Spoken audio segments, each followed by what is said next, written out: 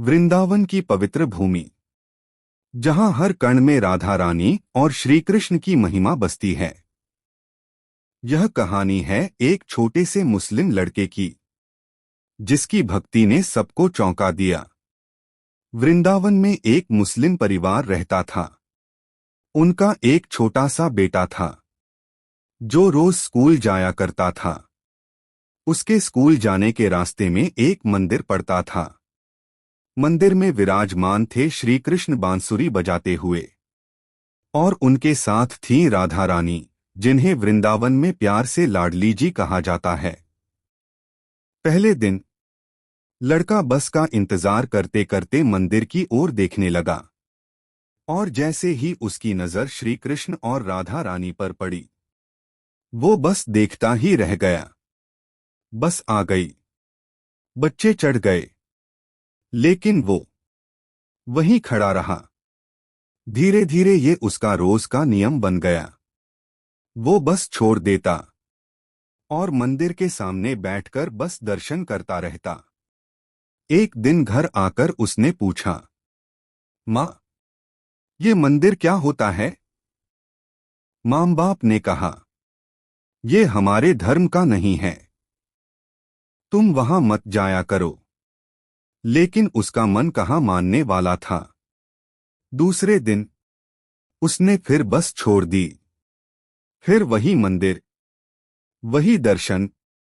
उसने पूछा, माँ, वो बांसुरी वाले कौन हैं? घर वालों ने फिर मना किया, डांटा। तीसरे दिन वो फिर गया, बस छोड़ दी, मंदिर के सामने बैठा रहा। घर आकर बोला, माँ, वो बांसुरी वाले की जो दुल्हन है, वो बहुत सुंदर है। अब घर वाले गुस्सा हो गए, उसे डांटा, मारा। कुछ दिन बाद उसे पता चला कि राधा रानी को वृंदावन में लाडली जी कहा जाता है। वो घर आकर पूछने लगा, माँ, ये लाडली जी कौन हैं? इस बार गुस्से में आकर उसके माता पिता ने उसे कमरे में बंद कर दिया। दरवाजा बाहर से लॉक, खिड़की बंद, सब कुछ बंद। लेकिन अंदर से आवाज आ रही थी, लाडली, लाडली, लाडली। कुछ देर बाद आवाज आनी बंद हो गई। माता पिता घबरा गए। दरवाजा खोला, कमरा खाली, ना कोई रास्ता, ना कोई खिड़की खुली। लड़का गायब, पूरा वृंदावन खोजा गया। हर गली, हर मंदिर, हर घाट। तभी ये बात एक संत तक पहुंची, जिन्हें लोग गोस्वामी जी कहते थे। वो भी उसे ढूंढने निकल पड़े। घंटों खोजने के बाद उन्हें यमुना किनारे एक छोटा सा बालक बैठा दिखा। वो वही लड़का था।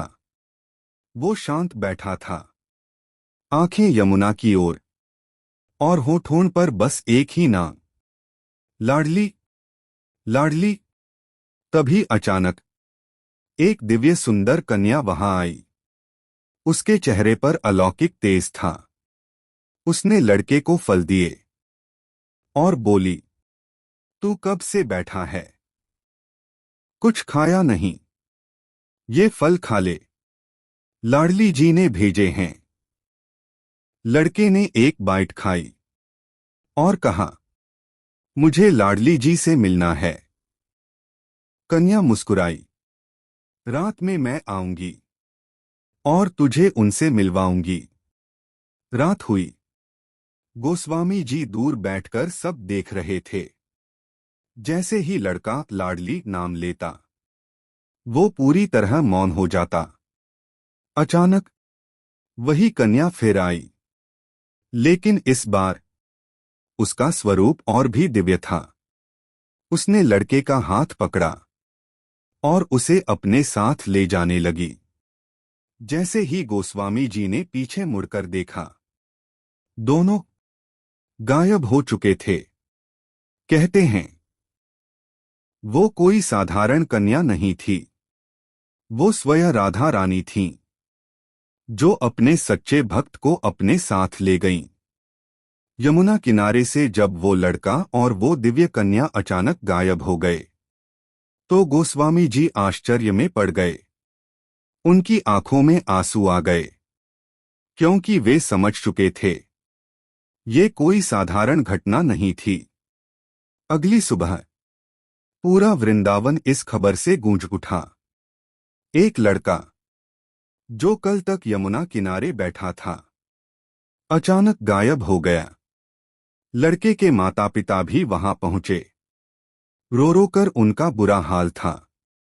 वे गोस्वामी जी के पास गए और बोले, महाराज, हमारा बेटा कहाँ गया? क्या वो जिंदा है? गोस्वामी जी कुछ देर मौन रहे, फिर धीरे से बोले, तुम्हारा बेटा अब इस संसार में नहीं है। उसे स्वयं राधा रानी अपने साथ ले गई हैं। ये सुनते ही माता पिता टूट गए, रोने लगे, बोले, हमें हमारा बच्चा वापस चाहिए। तब गोस्वामी जी ने शांत स्वर में कहा, तुम समझ नहीं पा रहे, जिसे तुम ढूंढ रहे हो वो अब किसी साधारण जगह पर नहीं है। उस रात गोस्वामी जी को एक दिव्य स्वप्न आया। स्वप्न में उन्होंने देखा एक अद्भुत प्रकाशमय धाम, जहां हर ओर फूलों की वर्षा हो रही थी, मधुर बांसुरी की धुन गूंज रही थी, और वहां वही छोटा सा लड़का मुस्कुरा रहा था। उसके सामने खड़ी थीं राधा रानी, और पास में थे श्री कृष्ण। लड़का बहुत खुश था। अब वो लाडली नहीं पुकार रहा था, क्योंकि वो उनके साथ था।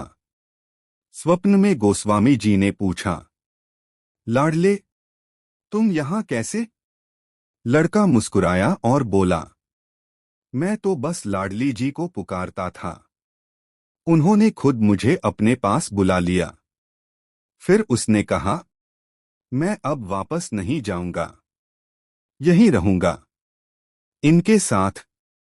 सुबह जब गोस्वामी जी जागे, उनकी आंखों में आंसू थे, लेकिन चेहरे पर शांति थी। ने लड़के के माता पिता को बुलाया और कहा, तुम्हारा बेटा बहुत भाग्यशाली है। उसे वो मिल गया जो बड़े बड़े योगियों को भी नहीं मिलता। धीरे धीरे माता पिता को भी ये बात समझ आई। उनका दुख श्रद्धा में बदलने लगा। कहते हैं, उस दिन के बाद वो माता पिता रोज उसी मंदिर में जाने लगे, और पहली बार उन्होंने भी सिर झुकाकर राधा रानी और श्री कृष्ण के दर्शन किए। सच्ची भक्ति का कोई धर्म नहीं होता, भगवान सिर्फ दिल देखते हैं। और जब पुकार सच्ची हो, तो भगवान खुद आकर अपने भक्त को अपना लेते हैं। तो दोस्तों, बताइए, क्या सच्चे दिल से की गई पुकार सच में भगवान तक पहुंचती है? आपको ऐसी ही भक्तिमय और दिल छू लेने वाली कहानी पसंद है तो हमारी वीडियो को लाइक करें और कमेंट करके बताएं कि आपको ये वीडियो कैसी लगी। अगर आपको ये वीडियो अच्छी लगी है तो कमेंट में राधे राधे जरूर लिखें और हमारे चैनल को सब्सक्राइब जरूर करें।